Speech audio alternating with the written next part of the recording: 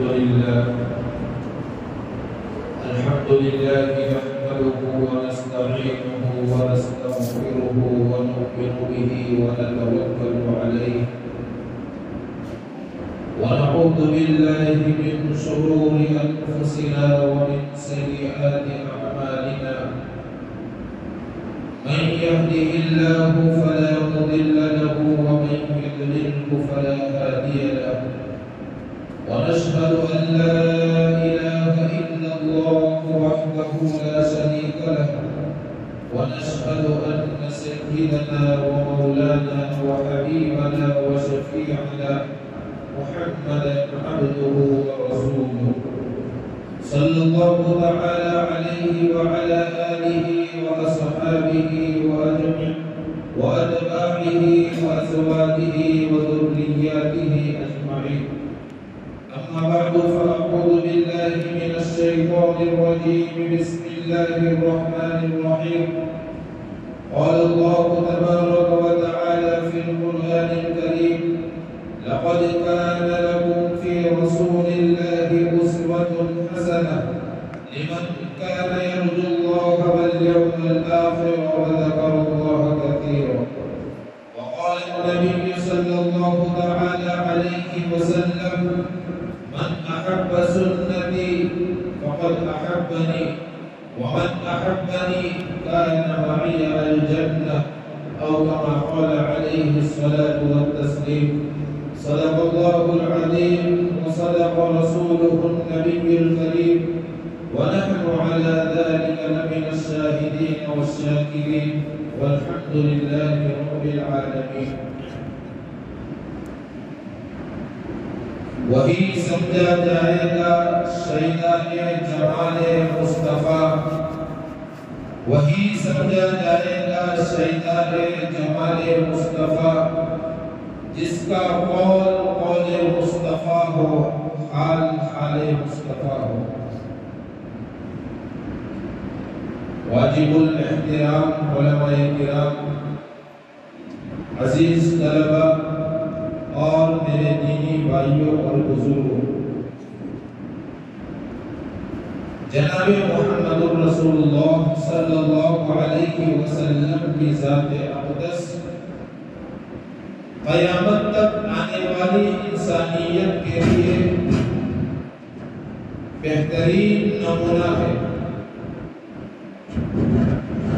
قیامت تک آنے والی انسانیت کے لیے بہترین آئیڈیل ہے. پیارے آقا سرکار دو عالم صلی اللہ علیہ وسلم ہماری پوری زندگی کے امام ہے.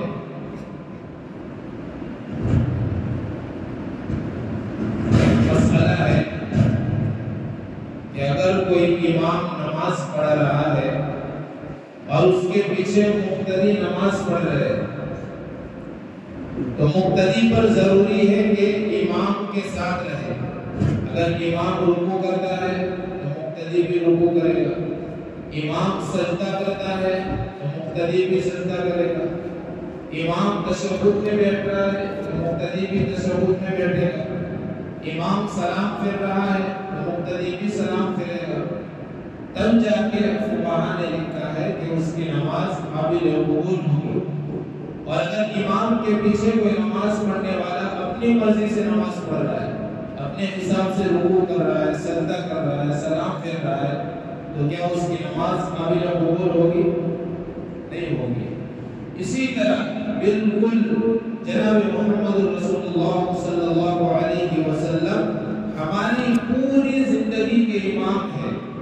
اگر ہم اللہ کے نبی علیہ السلام کی سنتوں کے مطابق زندگی گزاریں گے تو اللہ تبارک و تعالی کل قیامت کے دن میدان محشر میں ہماری زندگی کو قبول فرمائیں گے، ورنہ ہماری زندگی ریجیکٹ کر دی جائے گی. ایک اور مثال سے آپ کو سمجھاتا ہوں. ہمارا تجربہ ہے، مشاہدہ ہے کہ جب شادی ہوتی ہے تو شادی کے موقع پر دلہن کو زیورات سے سجایا جاتا ہے اور اس وقت دلہن کے ذہن میں ایک انڈرسٹینڈنگ یہ ہوتی ہے کہ میرے جس عضو کو زیور سے مزین کیا جائے گا میرا وہ عضو میرے شوہر کی نگاہ میں پسندیدہ ہو جائے گا. یہ ہے کہ نہیں ہے؟ چنانچہ وہ اپنے گلے میں لوکٹ ڈالتی ہے اور یہ سمجھتی ہے کہ میرا یہ عضو میرے شوہر کی نگاہ میں سب سے زیادہ پسندیدہ ہے. ہاتھوں میں چوڑیاں پہنتی ہے اور یہ سمجھتی ہے کہ میرا یہ عضو میرے شوہر کی نگاہ میں سب سے زیادہ پسندیدہ ہے. کانوں میں بالیاں ڈالتی ہے اور یہ سمجھتی ہے کہ میرا یہ عضو میرے شوہر کی نگاہ میں سب سے زیادہ پسندیدہ ہے. پیروں میں پازیب ڈالتی ہے اور یہ سمجھتی ہے کہ میرا یہ عضو میرے شوہر کی نگاہ میں سب سے زیادہ پسندیدہ ہے. بالکل اسی طرح ہمارے جسم کا جو عضو جناب محمد رسول اللہ صلی اللہ علیہ وسلم کی سنتوں سے مزین ہوگا. ہمارا وہ عضو خالق کائنات اللہ رب العزت کی نگاہ میں محبوب سے محبوب ترین اور مقبول سے مقبول ترین بن جائے گا. جس طرح خاوند کی نگاہ میں اپنی بیوی کا ہر عضو پسندیدہ ہو جاتا ہے اسی طرح اللہ کی نگاہ میں ہمارا وہ عضو پسندیدہ اور مقبول ہو جائے گا. اسی لیے قرآن کریم میں اللہ تعالیٰ نے بزبان نبی ارشاد فرمایا قل ان کنتم تحبون اللہ فاتبعونی یحببکم اللہ ویغفر لکم ذنوبکم کہ اگر تم اللہ سے محبت کرتے ہو تو میری اتباع کرو. اگر ہم اللہ کے نبی علیہ السلام کی سنتوں کے مطابق زندگی گزاریں گے تو ہمارا وہ عضو اللہ کی نگاہ میں پرکشش بن جائے گا. اس میں کوئی شک نہیں. کتنی بڑی خوش نصیبی کی بات ہے کہ اللہ کی محبوبیت انسان کو نصیب ہو جاتی ہے. اللہ کی مقبولیت انسان کو نصیب ہو جاتی ہے. آج ہم کہتے ہیں نا کہ ہم اللہ سے محبت کرتے ہیں, ہم اللہ سے محبت کرتے ہیں, یہ ہمارا دعویٰ ہے. ہمارا اللہ سے محبت کرنا اس کا اعتبار نہیں ہے. مزہ تو اس وقت ہے کہ اللہ ہم سے محبت کرے. اللہ کا بندے سے محبت کرنا یہی بندے کی معراج ہے. اس سے بڑی عظمت والی کوئی چیز نہیں ہو سکتی. اسی لیے امام مالک رحمۃ اللہ علیہ نے سنتوں کے متعلق ایک بات ارشاد فرمائی ان مثل سنت نبی نوح علیہ السلام من رغبها نجا. امام مالک رحمۃ اللہ علیہ نے فرمایا کہ جو شخص جس طرح حضرت نوح علیہ السلام کی کشتی سمندر کے پار لگ گئی تھی اور اللہ تبارک و تعالیٰ نے اس کشتی میں بیٹھنے والوں کو کامیاب کر دیا تھا, اسی طرح جو انسان اللہ کے نبی علیہ السلام کی سنتوں کی کشتی میں سوار ہو جائے گا اللہ تبارک و تعالیٰ اس کے ایمان کی کشتی کو کنارے پر لگا دے گا. اللہ تبارک و تعالیٰ فتنوں سے اس کو محفوظ کر دیں گے. لیکن شرط یہ ہے کہ ہم ہماری زندگی میں پیارے آقا سرکار دو عالم صلی اللہ علیہ وسلم کی سنتوں کو زندہ کریں.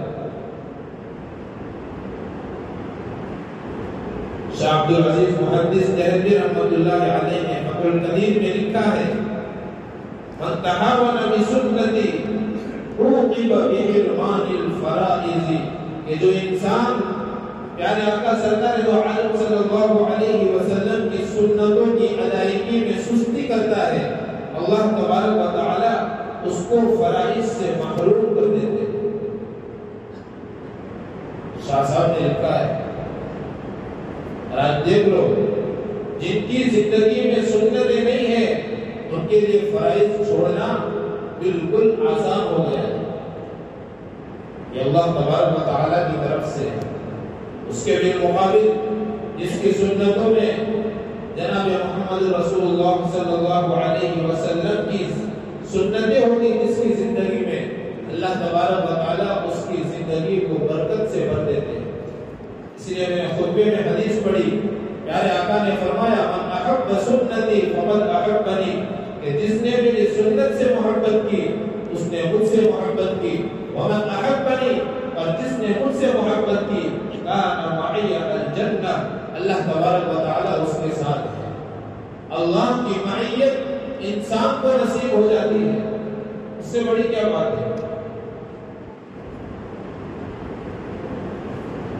ایسے برکت کے دروازے کھل جاتے ہیں کہ انسان تصور نہیں کر سکتا۔ فقہ حنفی کی ایک معتبر کتاب ہے جس کے مصنف ہے علامہ علاء الدین الحصمکی رحمۃ اللہ علیہ، فتاوی تاتار خانیہ کے نام سے یہ کتاب عربی میں، اس میں ایک مسئلہ لکھا ہے، غور سے سنیں، کام کی بات ہے، میں نے حوالہ بھی بتا دیا تاکہ کسی کو اعتراض نہ ہو۔ اس میں لکھا ہے کہ جو انسان فجر کی سنتیں گھر پر پڑھ کر آتا ہے تو اللہ تبارک و تعالیٰ 3 انعامات سے اس کو نوازتے ہیں۔ کتنے انعامات سے؟ 3 انعامات سے۔ سب سے پہلا انعام کہ اللہ تبارک و تعالیٰ اس کی روزی کا مسئلہ حل کر دیتے ہیں، جس کے لیے آج پوری دنیا بھاگ رہی ہے۔ صبح کا پہلا خیال روزی کا، شام کا آخری خیال روزی کا، میرے کاروبار کا کیا ہوگا؟ ایک سنت کے زندہ کرنے پر اللہ تبارک و تعالیٰ انسان کی روزی کا مسئلہ حل کر دیتے ہیں، یقین ہونا چاہیے۔ دوسرا انعام یہ بیان فرمایا کہ اللہ تبارک و تعالیٰ گھریلو جھگڑوں کو ختم فرما دیتے ہیں، میاں بیوی کے جھگڑے، اولاد کے والدین کے ساتھ جھگڑے، والدین کے اولاد کے ساتھ جھگڑے، رشتہ داروں کے ساتھ جھگڑے، ایک سنت کو زندہ کرنے پر اللہ تبارک و تعالیٰ گھریلو جھگڑوں کو ختم فرما دیتے ہیں۔ اور تیسرا انعام یہ بیان فرمایا کہ اللہ تبارک و تعالیٰ اس کا خاتمہ ایمان پر فرمائیں گے۔ اتنی بڑی بات ہے، اس لیے آپ سے گزارش ہے، آپ جس مسجد میں نماز ادا کرتے ہو، اگر سہولت ہو، آسانی ہو، فجر کی سنتیں گھر پر پڑھ کر مسجد میں جائے۔ اس میں علماء نے مصلحتیں لکھی ہے، اس لیے کہ اگر ہم فجر کی سنتوں کو گھر پر ادا کریں گے تو اس کی وجہ سے ہماری مستورات میں دین کا، اعمال کا، عبادات کا ذوق اور شوق پیدا ہوگا۔ گھروں میں جہالت، بے دینی گھروں کے اندر سے ختم ہو جائے گی، جوان بچیوں اور جوان لڑکیوں کے اندر دین کا، عبادات کا ذوق اور شوق پیدا ہوگا۔ اس میں مصلحت ہے۔ ایک سنت پر عمل کرنے پر کتنے بڑے انعامات ہیں، اس لیے علماء نے لکھا ہے من اکرم سنتی من حفظ سنتی اکرمہ اللہ باربع خصال، کہ جو انسان میری سنت کی حفاظت کرے گا اللہ تبارک و تعالیٰ اس کو 4 انعامات سے نوازیں گے۔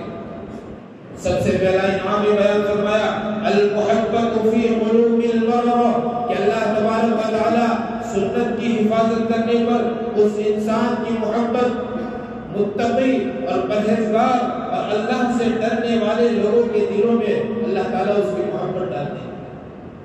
مطلب کیا ہوا؟ ہم صاحب نسبت بن جائیں گے، گناہوں سے بچنا ہمارے لیے آسان ہو جائے گا۔ دوسرا انعام بیان فرمایا والہیبۃ فی قلوب البررہ، اللہ تبارک و تعالیٰ فاسق و فجار اور دشمنان اسلام کے دلوں میں اس کا رعب ڈال دیں گے سنت کو زندہ کرنے پر۔ اور تیسرا انعام یہ بیان فرمایا والسعۃ فی الرزق، اور اللہ تبارک و تعالیٰ رزق میں کشادگی عطا فرمائیں گے۔ اور چوتھا انعام اس کے اندر یہ بیان فرمایا کہ اللہ تبارک و تعالیٰ دین میں وثیقۃ فی الدین، دین میں پختگی اور ثابت قدمی نصیب فرمائیں گے۔ کتنے بڑے بڑے انعامات ہیں، لیکن یہ کب پاسبل ہے میرے بھائیو؟ جب ہم سنت کی طاقت کو سمجھیں گے تب جا کے انسان اپنی زندگیوں میں سنت کو لاتا ہے۔ قرآن کو پڑھیے، فرعون کا جب حضرت موسیٰ علیہ نبینا وعلیہ السلام کے ساتھ مقابلہ ہوا تو فرعون نے جادوگروں کو بلایا، مقابلے کے لیے۔ اس زمانے کا دستور تھا، ایک پروٹوکول تھا کہ جب بھی دو فریقین کی لڑائی ہوتی تھی تو دونوں فریقین کو، لڑائی میں شرکت کرنے والوں کو فرعون کے فوج کے افسران کی طرف سے ایک خاص قسم کا یونیفارم پہنایا جاتا تھا۔ اس کے بعد فرعون آتا تھا اور اس پروٹوکول کے بعد آپس میں لڑائی شروع ہوتی تھی۔ چنانچہ فوج کے افسران نے آنے والے جادوگروں کے لیے ایک خاص قسم کا لباس سلایا۔ اس پروٹوکول کے تحت حضرت موسیٰ علیہ السلام کو بھی وہ لباس دیا گیا۔ حضرت موسیٰ اللہ کے پیغمبر ہے، انہوں نے لینے سے انکار کر دیا۔ فوجی افسران نے یہ سمجھا کہ اگر موسیٰ نے یہ لباس نہیں پہنا تو ہماری نوکری خطرے میں آ جائے گی، کیونکہ گروپ تھا۔ کیا کیا انہوں نے؟ ذہن لگایا، ٹیلنٹ والے لوگ ہوتے ہیں، اس کا کچھ راستہ نکالنا پڑے گا۔ دماغ یہ لگایا کہ اگر موسیٰ نہیں پہنتے تو کوئی مسئلہ نہیں ہے، ایک کام کرتے ہیں، حضرت موسیٰ علیہ السلام نے جو لباس پہنا ہے وہی لباس سارے جادوگروں کے لیے سلا دیتے ہیں۔ سب کے لیے جوبہ سلا دیا اور پہنا کر میدان میں بھیج دیا۔ مقابلہ شروع ہوا۔ اللہ کی شان دیکھیے، اللہ تبارک و تعالیٰ نے جادوگروں کو ہدایت دے دی۔ ایسی ہدایت کہ وہاں سے ہٹنے کا نام نہیں۔ فرعون کی طرف سے اعلان کیا گیا کہ اگر تم اس ہدایت سے نہیں ہٹے تو میں تمہیں سولی پر چڑھا دوں گا، میں تمہیں قتل کر دوں گا۔ کیا جواب دیا؟ فقدی انت ما قضیت، جو تجھ سے ہو سکے کر لے۔ فقدی ما انت قضیت، تیرے اندر جتنی طاقت ہو لگا لے، ہم اس ہدایت سے ہٹنے والے نہیں ہیں۔ حضرت موسیٰ علیہ نبینا وعلیہ السلام کوہ طور پر گئے، اللہ سے ہم کلام ہوئے۔ اللہ تعالیٰ سے فرمایا، باری تعالیٰ آپ نے تو نام لے کر مجھے فرعون کے پاس بھیجا تھا، بائی نیم بھیجا تھا، اور ہدایت تو نے جادوگروں کو دی تھی، فرعون کو ہدایت کیوں نہیں ملی؟ اللہ نے کیا بیان فرمایا؟ موسیٰ، جب میں نے ہدایت دینے کا فیصلہ کیا تو میری رحمت نے سب سے پہلے اس بات کو پسند کیا کہ میں اس کو پہلے ہدایت دوں جس کو میری نبی کے ساتھ مشابہت ہے۔ بات سمجھ میں آئی؟ نبی کے محبت کے جھوٹے دعوے کرنے والے مسلمانوں، جادوگروں نے بدرجہ مجبوری ایک نبی کے لباس کو پہنا ہے، تو اللہ تبارک و تعالیٰ نے ان کو ہدایت دے دی۔ اگر ہم اللہ کے نبی علیہ السلام کی سنتوں کو محبت سے اپنے سینے سے لگائیں گے تو کیا اللہ تبارک و تعالیٰ ہمیں نہیں نوازیں گے؟ کیا اللہ تبارک و تعالیٰ ہماری دنیا اور آخرت نہیں بنائیں گے؟ یقیناً بنائیں گے، لیکن یقین ہونا چاہیے۔ دنیا کا ایک اصول ہے، آدمی جب کوئی بھی چیز خریدتا ہے، چاہے چھوٹی چیز ہو بڑی چیز ہو، برانڈ کی چیز خریدتا ہے۔ اگر برانڈ کی اچھی کمپنی کی چیز ہے تو یہ خریدوں گا، ورنہ نہیں خریدوں گا۔ آج کل لوگوں کا مزاج یہ بن گیا ہے، اچھی چیز خریدنا ہے۔ اسی طرح کل قیامت کے دن میدان محشر میں اللہ تبارک و تعالی اس عمل کو قبول فرمائیں گے جس عمل پر سنت کے مہر کی برانڈ لگی ہوئی ہو، ورنہ دوسرا کوئی عمل قابل قبول نہیں ہوگا۔ صحابہ کرام رضوان اللہ تعالی علیہم اجمعین نے اس راز کو سمجھ لیا تھا، اس لیے کتابوں میں لکھا ہے حضرت عبداللہ بن عمر رضی اللہ عنہما ایک مرتبہ مکہ المکرمہ سے مدینہ منورہ جا رہے تھے، سواری پر سوار تھے، اور بھی صحابہ ساتھ میں تھے۔ ایک درخت کے پاس اپنی سواری کو روکا اور اتر کر ایک درخت کے نیچے بیٹھے اور قضائے حاجت کی شکل بنائی۔ ان کو استنجا نہیں کرنا تھا لیکن اس کی شکل بنا کر تھوڑی دیر بیٹھے۔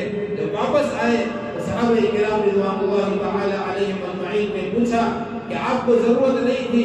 حضرت عبداللہ بن عمر رضی اللہ عنہ نے فرمایا، میں ایک مرتبہ جناب محمد رسول اللہ صلی اللہ علیہ وسلم کے ساتھ سفر پر تھا، آپ اس جگہ پر اترے اور آپ علیہ السلام نے استنجا فرمایا، آپ کی مشابہت اختیار کرنے کے لیے میں نے یہ عمل کیا۔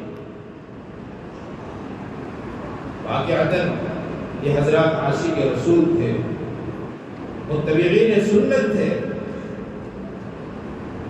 آج ہم ان کے پیروں سے اڑنے والی دھول کے برابر بھی نہیں آ جب فارس فتح ہوا، صحابہ کرام رضوان اللہ تعالی علیہم اجمعین دسترخوان پر بیٹھ کر کھانا کھا رہے تھے، حضرت حذیفہ رضی اللہ عنہ کے منہ سے لقمہ گر گیا، اٹھا کر کھا لیا، تو پاس میں بیٹھنے والے ایک ساتھی نے کہا کہ دعوت کرنے والے اس کو معیوب سمجھتے ہیں، برا سمجھتے ہیں، یہ کام مت کرو۔ اس وقت حضرت حذیفہ رضی اللہ عنہ نے کیا فرمایا؟ سونے کے لکھنے سے قابل یہ بات ارشاد فرمائی، اتترکو حبیب سنتی لہؤلاء الحمقاء، کیا میں ان بیوقوفوں کی وجہ سے میرے آقا سرکار دو عالم صلی اللہ علیہ وسلم کی سنتوں کو چھوڑ دوں؟ کیا عشق تھا! حضرت سیدنا ابوبکر صدیق رضی اللہ عنہ اور اللہ کے نبی علیہ السلام جب ہجرت کر کے مدینہ جا رہے تھے، بات کو غور سے سننا، اہل مدینہ پہلے سے تیار ہو گئے تھے استقبال کے لیے۔ ایک طرف اللہ کے نبی علیہ السلام ہے، دوسری طرف حضرت سیدنا ابوبکر صدیق رضی اللہ عنہ ہے۔ مدینہ والے یہ سمجھ رہے کون پیارے آقا ہے اور کون ابوبکر ہے، کون تابع ہے کون مقبول ہے، ان کے لیے پہچاننا مشکل ہو گیا۔ رفتار میں، گفتار میں، کردار میں ایک جیسی مشابہت تھی۔ چنانچہ ایسا ہی ہوا، سیرت کی کتابوں میں لکھا ہے کہ سارے مدینہ والے حضرت ابوبکر صدیق رضی اللہ عنہ سے ملاقات کرنے لگے، یہ سمجھ کر کہ یہ اللہ کے نبی علیہ السلام ہے۔ حضرت ابوبکر بھی ملاقات کر رہے ہیں کیونکہ اللہ کے نبی علیہ السلام تھکے ہوئے تھے۔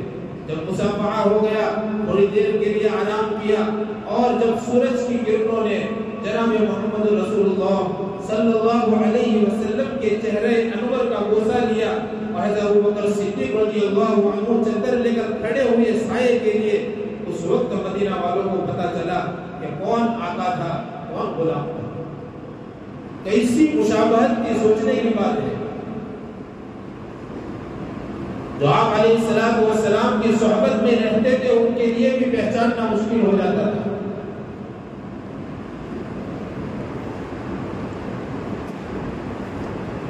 اسی لیے جب اللہ کے نبی علیہ السلام پر پہلی وحی نازل ہوئی، اللہ کے نبی علیہ السلام نے حضرت جبرائیل کو اصلی حالت میں دیکھ کر گھبرا گئے، طبیعی چیز ہے، گھر پر آئے اور فرمایا زملونی کہ مجھے کمبل اڑاؤ۔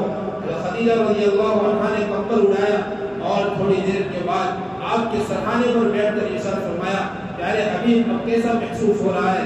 اللہ کے نبی علیہ السلام نے ارشاد فرمایا کہ ایسا لگ رہا ہے کہ ابھی میری موت ہو جائے گی۔ تو اس وقت حضرت خدیجہ رضی اللہ عنہا نے فرمایا، واللہ اللہ کی قسم کلا لا تخزی، اللہ تعالیٰ آپ کو ہرگز ضائع نہیں کرے گا، انک لتصل الرحم، اس لیے کہ آپ صلہ رحمی کرتے ہیں، آپ مہمان نوازی کرنے والے ہیں، آپ لوگوں کی مدد کرنے والے ہیں، آپ لوگوں کے بوجھ کو اٹھانے والے ہیں۔ ہمت دی، آپ علیہ السلام کو تسلی ملی۔ میں نے اس واقعے کا ایک مختصر جز بیان کیا ہے، ایک اور بات بیان کرنے کے لیے، جب اللہ کے نبی علیہ السلام اور حضرات صحابہ کرام کو پریشان کیا گیا اور صحابہ نے حبشہ کی طرف ہجرت کرنے کا ارادہ کیا، تو حضرت ابوبکر صدیق رضی اللہ عنہ نے بھی اللہ کے نبی علیہ السلام کی اجازت سے حبشہ کی طرف ہجرت کرنے کا ارادہ کیا، اور جب مکہ سے باہر نکلے تو ایک کافر حضرت ابوبکر صدیق رضی اللہ عنہ سے ملتا ہے اور کہتا ہے کہاں جا رہے ہو ابوبکر؟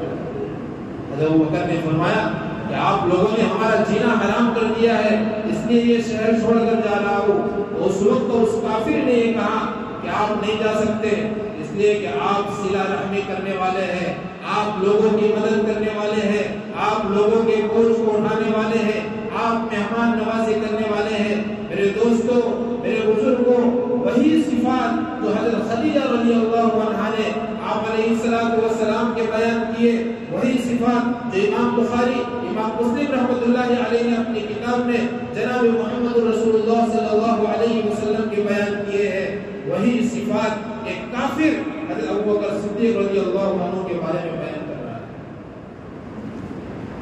اتنی مشابہت ہوگی ان کی زندگیوں میں، اللہ کے نبی علیہ السلام کی کتنی سنتیں ہوگی۔ اس لیے میرے دوستوں بزرگوں، ایک بات کہہ کر اپنی بات ختم کرتا ہوں. آج سے 1450 سال پہلے کفار مکہ، قریش مکہ جناب محمد رسول اللہ صلی اللہ علیہ وسلم کو طرح طرح کی تکالیف پہنچا کر پریشان کرتے تھے، اور آج 1450 سال بعد ہم اللہ کے نبی علیہ السلام کی سنتوں کا مذاق اڑا کے امام علیہ السلام کو تکالیف پہنچاتے ہیں. بات تو برابر ہے. اسی لیے شاعر نے کہا وہی سمجھا جائے گا شیدا جمال مصطفیٰ، جس کا قول قول مصطفیٰ ہو، حال حال مصطفیٰ ہو. وقت نہیں ہے، ورنہ میں اپنے اکابرین کی زندگی کو بیان کرتا کہ ان کی زندگی کا ایک ایک لمحہ سنتوں سے بھرا ہوا تھا. ان کی زندگی کا کوئی لمحہ ایسا نہیں گزرتا تھا کہ جس سے ان سے سنت ادا نہ ہوتی. اسی لیے آج کی مجلس میں یہ نیت کرو کہ ہم موت کے آخری سانس تک پیارے آقا سرکار دو عالم صلی اللہ علیہ وسلم کی سنتوں سے اپنے پورے جسم کو ظاہر اور باطن کو مزین کریں گے. اللہ تعالی ہم سب کو ایک باتوں پر